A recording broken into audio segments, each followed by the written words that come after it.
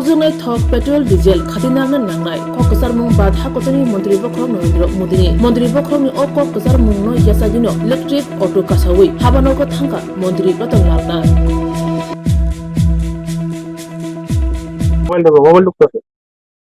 হঠাৎ করে নয়, প্রধানমন্ত্রী দেশের মানুষের উদ্দেশ্যে বলেছেন যে আমরা যেন সবাই এবং বিশেষ করে জনপ্রতিনিধিরা এমন যেন সবাই যাতে ফুয়েল কনজারভেশন সেটার উপর গুরুত্ব দেয়। কারণ আমাদের যে ফুয়েল রয়েছে এটা নির্দিষ্ট কিছুদিনের জন্য রয়েছে। আমরা যদি সবাই এই ফুয়েল কনজারভেশনের দিকে নজর দেই, একদিকে যেমন আমাদের ফুয়েল কনজারভেশন হবে, অপরদিকে আমাদের পরিবেশ ঠিক থাকবে। এই ডাকে যেন সবাই সাড়া দেয়। আমি মনে করছি আমার বিবেকের কাছে প্রশ্ন উঠেছে, প্রধানমন্ত্রী যদি দুটো গাড়ি নিয়ে যেহেতু দেশের প্রধানমন্ত্রী, ওনার নিরাপত্তা অনেক বেশি গুরুত্বপূর্ণ। তো আমি কালকে সিদ্ধান্ত নিয়েছি যে আমার যে দুইটা এসকর্ট আছে সেই এসকর্টটা ডিজিপির উদ্দেশ্যে চিঠি দিয়ে বলেছি আমার দুইটা এসকর্টে যেন তুলে নেওয়া হয় আজকে থেকে। কালকে রাত্রে চিঠি দিয়ে দিয়েছি, যদিও উনি বলেছেন না স্যার একটা রাখুন। আমি বলছি না, দুইটাই উঠিয়ে নিন, পরেরটা পরে দেখা যাবে। এবং সকালে আমি আগরতলা এবং আশপাশ এলাকা বাইসাইকেলে আমার কাজগুলি সেরে ফেলেছি। তো বাইসাইকেল কমপ্লিট করার মানে আমার যে কাজগুলি খুব বেশি দূরে নয় অথচ আমি বাইসাইকেলে কাজটা সারতে পারবো, সেই জন্য বাইসাইকেলে কাজটা সেরে নিয়েছি। এরপরে আমি ভাবলাম এখন অফিসে আসবো, তো অফিসে আসার জন্য সেজন্য ইলেকট্রিক অটো খোঁজ করেছি এবং ইলেকট্রিক অটো নিয়ে এখনই খাওয়া দাওয়া করে সকালবেলা অন্যান্য প্রোগ্রাম সেরে খাওয়া দাওয়া সেরে ইলেকট্রিক অটোর মাধ্যমে আমরা সেখানে আজকে অফিসে এখন আমি আমাদের সেক্রেটারি বিল্ডিং এর দিকে যাচ্ছি। আমি হিসাব করে দেখেছি যে আমার যে গাড়িটা ব্যবহার করি এটা যতটুকু কম ব্যবহার করা যায়, ব্যবহার করব না কখনো এরকম কথা বলছি না, যতটুকু কম ব্যবহার করা যায় ততটুকু আমাদের ফুয়েল কনজারভেশনটা বেঁচে যাবে।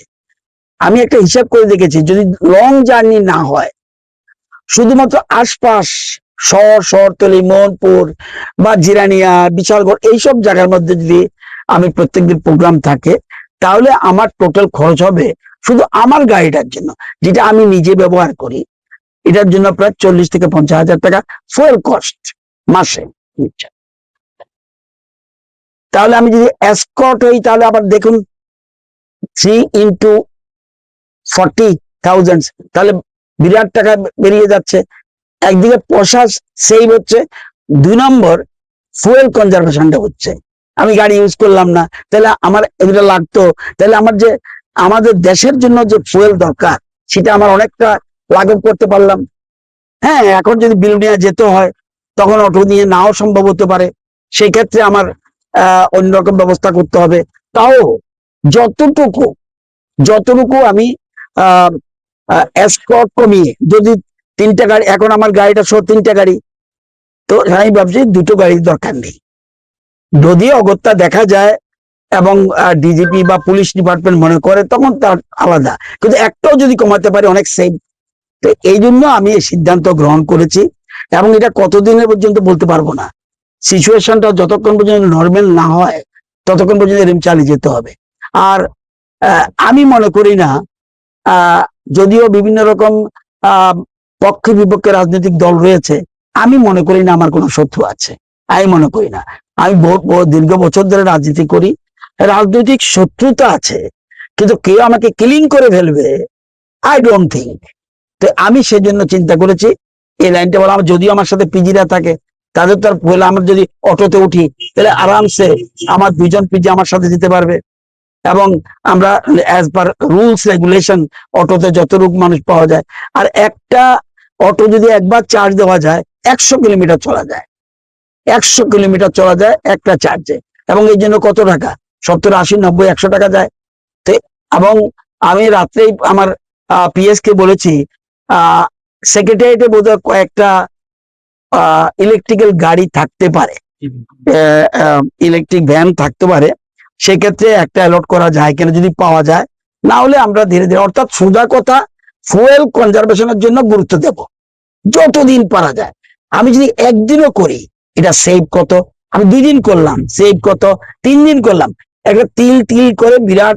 আমরা যদি সবাই, প্রধানমন্ত্রী একবার বলেছে যে আমরা যদি 4 মাস যদি সারা দেশের মানুষ আমরা কোনো বিদেশি জিনিস ব্যবহার না করি, বিদেশি জিনিস যদি আমি পারচেজ না করি, তাহলে আমরা অর্থনীতি অনেক বেশি স্বাবলম্বী হব। সেরকম আমরা যদি সবাই কিছু না কিছু, আমি না শুধু জনপ্রতিনিধি না, আমি যদি আমারটা না করি, নিজের আচরিত ধর্ম পরের শেখায়।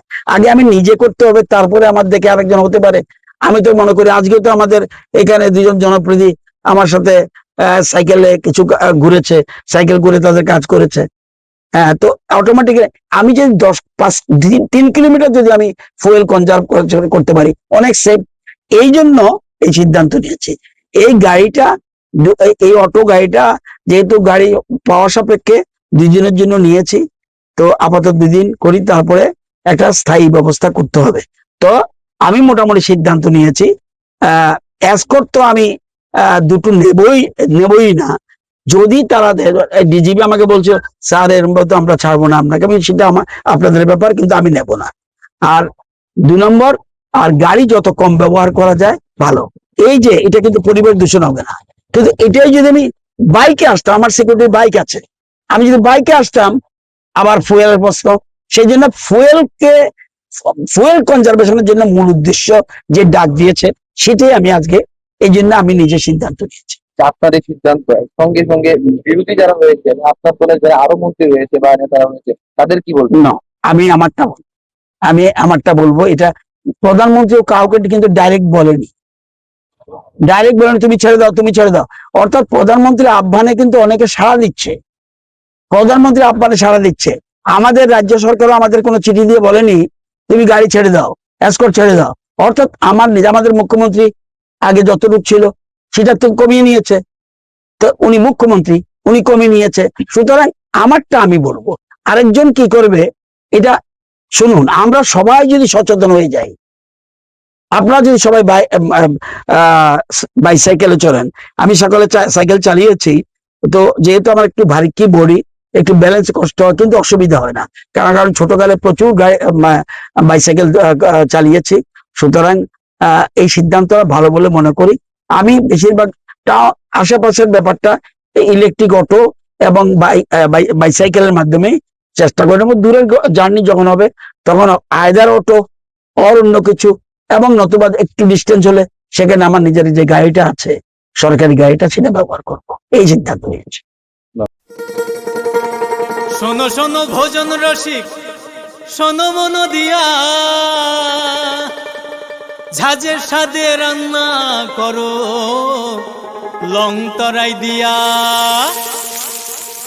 ইলিশ সর্ষে পোস্ত বাটা যেমন ইচ্ছে নাও, মালাই চিংড়ি মাংস কষা চেটে পুটে খাও, আহা চেটে পুটে খাও, আহা চেটে পুটে খাও। লং তরাই কাচ্চি ঘানির সর্ষে তেলে টেস্ট, যে খাবে সেই বলবে লং তরাই বেশ। লং তরাই সর্ষের তেল, ঝাঁঝে স্বাদে তোমাকে চাই। আহা লং তরাই বেশ, আহা লং তরাই বেশ।